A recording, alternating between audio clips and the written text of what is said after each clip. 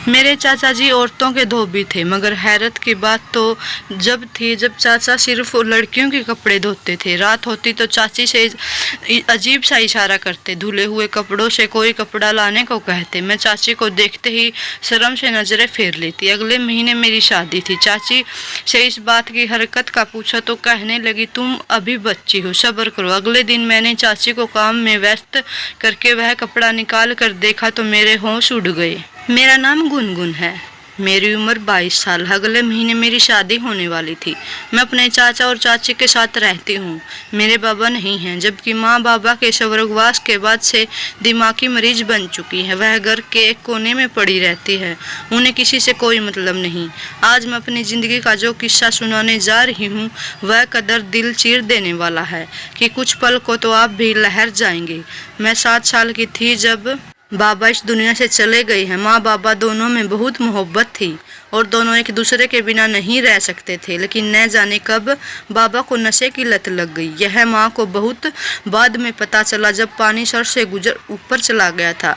बाबा ने अपना सब कुछ नशे में लुटा दिया। हर वक्त नशे में धुत रहने की वजह से बाबा की नौकरी भी चली गई, क्योंकि वो ठीक से ध्यान नहीं दे पाए। बाबा एक पढ़े लिखे खूबसूरत नौजवान थे, माँ उनकी मोहब्बत में गिरफ्तार है। सब कुछ ठीक चल रहा था, लेकिन फिर सब बदलने लगा। बाबा अक्सर रातों को घर नहीं आते थे और कहते कि काम के सिलसिले में किसी दूसरे शहर जाना पड़ता है, और वह कहकर नहीं जाते थे क्योंकि उनकी जॉब तो जा चुकी थी, बल्कि वह नशा करके कहीं धुत पड़े रहते और हफ्ते हफ्ते घर नहीं लौटते। माँ बाबा के इंतजार में निगाहें बिछाए रहती थी और बाबा की लंबी जिंदगी के लिए ढेरों प्रार्थनाएं करती रहती थी, लेकिन उन्हें पता था कि उनकी प्रार्थनाएं जमीन और आसमान के बीच अटक गई है और बाबा पर किसी और की बद्दुआएं के अपना सारा जमा लिया है। एक दिन बाबा काम का कहकर गए, फिर 10 दिन बाद कुछ लोग उन्हें छोड़ के गए। वह नशे में थे, उनकी हालत बुरी हो चुकी थी और वह अजीब अजीब से बातें कर रहे थे। उन्हें इस हालत में देखकर माँ बाबा की आत्मा लहर गई। उन्हें अंदर ही कुछ हो गया, क्षण से टूट गया। उन्हें अपनी जान से प्यारी पति से ऐसी उम्मीद नहीं, हरगिज नहीं थी। और फिर ऐसे ऐसे राज खुले जिन्हें सुनकर माँ जमीन में गड़ गई। बाबा की नौकरी जा चुकी थी, वह चरस के नशे पर लग चुके थे। उन्होंने अपना सब कुछ कौड़ियों के दाम बेच डाला था, सिर्फ अपना नशा पूरा करने की खातिर। माँ ने बड़ी मुश्किल से खुद को संभाला और जब बाबा को होश आया तो उन्होंने माँ के हाथ जोड़कर माफ़ी मांगी। जमीन और प्लॉट ही नहीं, बल्कि बाबा ने माँ के कीमती जेवर तक बेच डाले, जिनकी माँ को भनक तक नहीं पड़ी। वह अपनी मोहब्बत में इस कदर डूब गई थी कि अपने इंसानी पति को देवता समझने लगी थी। लेकिन यह कांच का ख्वाब जब टूटा तो हकीकत इतनी बुरी थी कि माँ इस कांच से लहूलुहान हो गई थी। लेकिन खैर, माँ की मोहब्बत में कमी न आई। बाबा के पास अब नशा करने के लिए कुछ भी नहीं बचा था। वह बीमार पड़ गए थे। डॉक्टर ने कहा कि इनकी जान को अब खतरा है, इनका इलाज बहुत ज़रूरी था।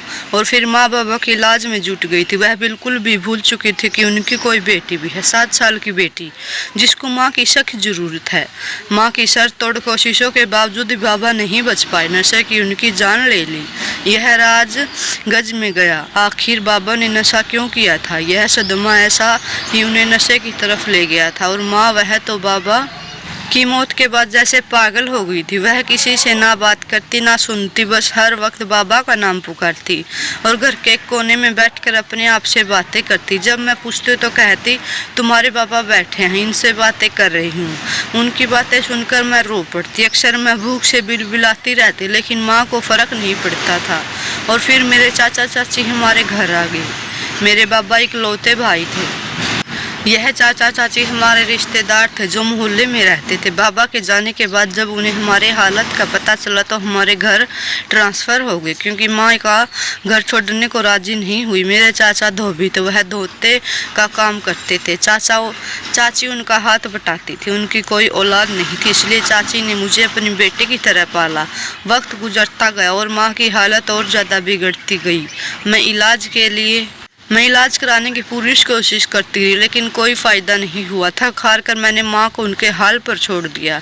इतने साल गुजर चुके थे, मैंने कॉलेज पास कर लिया था, फिर मेरा रिश्ता हो गया। अब अगले महीने मेरी शादी थी।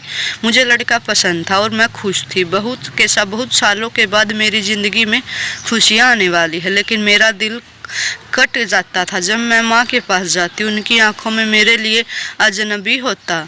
वह मुझे पहचानती भी नहीं थी। मैंने बचपन से इतना कुछ सहा था कि अब दर्द ज़्यादा महसूस नहीं होता था। मेरी शादी की तैयारियां ज़ोरों शोरों से जारी थी। उन्हीं दिनों मैंने एक अजीब बात नोट की। चाचा की तबीयत थोड़ी ख़राब रहने लगी, इसलिए उन्होंने गार्ड छोड़कर घर में ही लॉन्ड्री का काम शुरू कर लिया। उनकी दुकान में हर वक्त औरतें की भीड़ लगी रहती, क्योंकि चाचा का यह काम था। इसलिए पहले तो मैंने गौर नहीं किया। औरतें आती, कपड़े देकर जाती और फिर ले जाती, यह काम बहुत था। लेकिन जिस बात ने मुझे सोचने पर मजबूर किया था यह था कि औरतें हमारे मोहल्ले की नहीं थी। मुझे हैरत होती कि हमारे मोहल्ले की औरतें तो खुद ही अपना काम करती हैं। फिर चाचा का लॉन्ड्री का काम कैसे चल रहा है? तो इतना अच्छा चल रहा है। उन्होंने मेरा दहेज के लिए बहुत सारा सामान बनवाया और साथ में कीमती जेवरात भी। जब मैंने चाची से कहा, आप लोगों ने मेरे लिए इतना कुछ क्यों किया है, अपनी सारी जमा पूंजी मुझ पर क्यों लगा दी? चाची ने बड़े प्यार से जवाब दिया, और हमारा है ही कौन, सिर्फ तुम ही तो हो हमारी बेटी, और बेटियों की शादी तो ऐसे ही की जाती है। चाची की यह बात सुनकर मैं रो पड़ी, चाची के गले लग गई। उन्होंने मुझे माँ जैसा प्यार दिया, जबकि मेरी माँ, अपनी माँ को मेरे जीने मरने से कोई फर्क नहीं पड़ता था। उनका होना ना होना मेरे लिए बराबर था। जब चाचा ने लॉन्ड्री घर बनाई तब मुझे अंदाजा हुआ कि चाचा का कारोबार शहर वालों की वजह से चलता है। चाचा अच्छा काम करते थे और सस्ता भी करते थे, इसी वजह से लोग उनके पास आते थे। पर मुझे अब तक हैरान हुई कि उनकी दुकान में शहरी औरतें की बजाय मांगने खाने वाले को देखा। फटे पुराने कपड़े पहने वह औरतें रोज आती। एक समय में बस एक ही औरत अंदर दाखिल होती। मैं चाचा से पूछना चाहती थी कि फिर भूल गई। और फिर एक रात मुझे मंगेतर का फ़ोन आया हुआ था। मैं छत पर उन्हें मोहब्बत भरी बातें कर रही थी। हम दोनों एक दूसरे से बेपनाह मोहब्बत करने लगे थे और हम खुश थे। हमारी दुनिया जल्द ख़त्म होने वाली थी। मुझे नीचे से दरवाजे पर किसी की आवाज़ आई। मैंने झांक कर देखा तो कुछ अजीब सा नज़र आया। चाचा एक औरत की कमीज से कुछ निकाल कर दरवाजे के बाहर खड़े एक आदमी को दे रहे थे। मुझे हैरानी हुई, चाचा रात के वक्त यह क्या कर रहे हैं और छुप कर क्यों कर रहे हैं? दरवाजे पर खड़े व्यक्ति ने मुंह पर कपड़ा लपेट रखा था और चारों तरफ देख रहा था। कोई तो नहीं देख रहा। उन्हें छत की तरफ देखा तो पीछे हो गई ताकि चाचा की नज़र मुझ पर ना पड़े। फिर उस आदमी ने चाचा को बदले में एक डब्बा दिया, जिसे चाचा तेजी से लेकर कमरे में गए। फिर वह आदमी चला गया। मुझे बहुत हैरत हुई कि यह सब क्या था। गुनगुन गुनगुन क्या हुआ? मेरे मंगेतर की आवाज़ मेरे कानों में टकराई तो जैसे मैं होश की दुनिया में वापस आ गई। यार, यह क्या पूछ रहा है? कितनी बार कहा है कि जब मुझसे बात करो तो सिर्फ मुझसे ही बात करो, किसी और के काम में मत उलझो। वह नाराजगी भरे अंदाज में शिकवा कर रहा था और मैं मुस्कुरा दी। मेरी सोनी जिंदगी में यह बाहर की तरह था। पहले सोचा कि उसे सब बता दूं, फिर ख्याल आया कि हमारे घर का निजी मामला है, मुझे इससे किसी और दाखिल नहीं करना चाहिए। और फिर अभी शादी भी नहीं हुई है। फिर यह सिलसिला रुक नहीं जाता। धुले हुए कपड़े आंगन में सूखे होते। एक हफ्ते बाद यह आदमी फिर आता। वह एक डब्बा देकर जाता और चाचा उसे औरतों के धुले हुए कपड़ों से कुछ निकाल कर देती। लेकिन चाचा वह रात के अंधेरे में छुप कर करते थे। सुबह उनकी दुकान पर औरतें का मेला लगा होता था। कमाल की बात तो यह थी कि उनकी दुकान पर सिर्फ औरतें ही आती थी। मैंने कभी मर्द ग्राहक को नहीं देखा था, न ही कभी किसी मर्द के कपड़े धुलते हुए देखे थे। फिर एक दिन बाजार में लौटी तो घर में नहीं थी। मैंने उन्हें हर जगह ढूंढा और चाचा हम सब परेशान हो गए, लेकिन माँ का पता न चला कि माँ कहाँ गायब होगी। फिर मुझे मेरे मामा जी का फ़ोन आया। माँ अपने मायके में थी। मुझे बहुत हैरत हुई कि वहाँ कैसे पहुँच गई। मामा जी ने कहा कि तुम्हारी माँ कुछ दिन हमारे पास रहेगी, तुम्हारी शादी वाले दिन हम अपने साथ ले आएंगे। यह सुनकर मुझे बहुत सुकून की सांस आया। चलो, माँ सुरक्षित जगह पर है। इतने सालों बाद पहली बार घर से बाहर निकली और फिर उस दिन शाम एक गाड़ी हमारे घर के बाहर आई, रुकी। उसमें से एक औरत उतरी। वह सीधी चाचा की दुकान में गई। बड़ी गाड़ी देखकर चाचा की जबान बाहर निकल आई। उस औरत ने साड़ी पहन रखी थी, खूब मेकअप किया हुआ था, आंखों पर काला चश्मा लगा रखा था, जिसे उसने दुकान जाने के बाद भी नहीं उतारा था। चाचा उस महिला के हैसियत पर मनोमोहित हो गए थे। मुझे महसूस हुआ कि मैंने उस औरत को कहीं देखा है। मैंने छुपकर उनकी बातें सुनने की कोशिश की। वह औरत चाचा से कह रही थी कि वह हफ्ते में 2 बार आएगी, उसे 1 नंबर माल चाहिए, और चाचा ने उसे एक छोटा सा डब्बा दिया। यह तो और बदले में चाचा ने नोटों की मोटी मोटी 2 गड्डी देकर गई। मेरी तो आंखें हैरत से फटी गई रही। अब मेरी तीसरी आंख बता रही थी कि जरूर कोई गड़बड़ थी। मैंने चाची से पूछने का फैसला किया। मेरी बातें पर चाची एक पल को घबराई और फिर कहा, यह बड़ों की बातें हैं, तुम अभी बच्ची हो, शादी के बाद तुम्हें सब पता चल जाएगा। लेकिन मैं जान गई थी कि वह सिर्फ मुझे बहला रही है। और फिर रात होते ही मैं छत पर पहुंच गई, अपने मंगेतर को फोन मिलाया और सब कुछ बताया। उसने सुनकर कहा, यह तो वाकई परेशानी वाली बात है, लेकिन जब तक पता न चल जाए कि उन कपड़ों में क्या है तब तक कुछ नहीं किया जा सकता। दरअसल चाचा रात के वक्त ही कपड़े सुखाते हैं और सुबह मेरे उठने से पहले उतार देते हैं, और वह कपड़ों पर महंगा परफ्यूम भी छिड़कते थे। और फिर वही हुआ जो अक्सर होता था। दरवाजे पर वही आदमी आया जिसका मुंह छुपा हुआ था। आंगन में कपड़े सूख रहे थे। चाची ने आंगन में खड़ी थी। चाचे के इशारे से उसने कपड़ों में से एक कपड़ा निकाल कर दिया। मैं गौर से उन्हें देख रही थी और फिर एक कपड़ा नीचे गिर गया। चाची को पता न चला।